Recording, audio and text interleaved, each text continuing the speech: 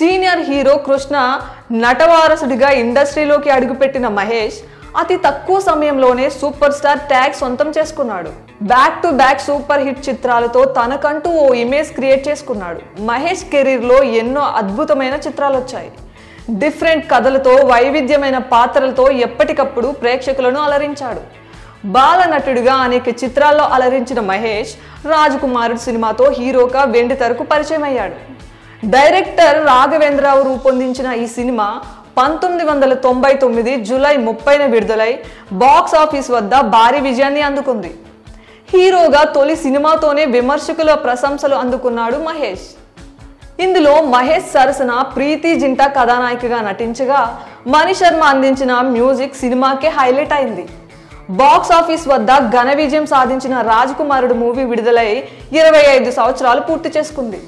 ఈ సందర్భంగా ఈ మూవీకి సంబంధించిన కొన్ని ఇంట్రెస్టింగ్ విషయాలు నెట్టింట వైరల్ అవుతున్నాయి.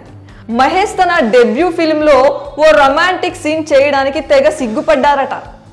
సరదా సరసంతో కూడిన ఓ సీన్లో యాక్ట్ చేయమని డైరెక్టర్ చెబితే నే చేయను, కావాలంటే నువ్వే చేసుకో అంటూ సిగ్గుతో నవ్వుకుంటూ అక్కడి నుంచి లగెత్తారట.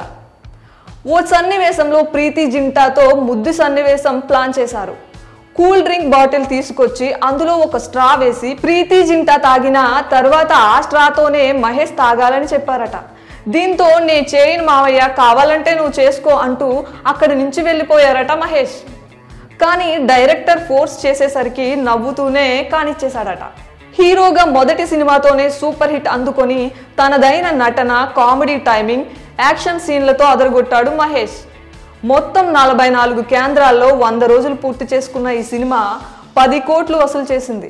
బాలనటుడిగా అనేక సినిమాల్లో నటించిన మహేష్ బాలచంద్రుడు మూవీ తర్వాత చదువుల దృష్ట్యా సినిమాలకు దూరంగా ఉండిపోయాడు.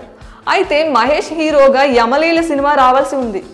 కృష్ణకు కథ నచ్చడంతో 2-3 ఏళ్లు వెయిట్ చేయాలని అన్నారు. కానీ సినిమా ఆలస్యం అవుతుండడంతో ఆలీ హీరోగా నటించగా సూపర్ హిట్ అయింది.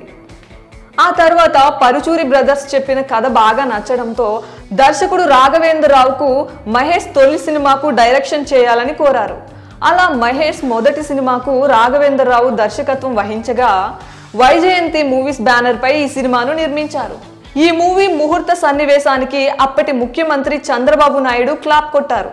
1999 జూలై 30న ఈ సినిమా మొత్తం 78 ప్రింట్స్తో 116 స్క్రీన్స్తో రిలీజ్ చేశారు. పాజిటివ్ టాక్ అందుకున్న ఈ మూవీ 100 రోజులు థియేటర్లో ప్రదర్శితమైంది. ఈ సినిమాతోనే మహేష్ బాబుకు ప్రిన్స్ అనే ట్యాగ్ ఇచ్చారు.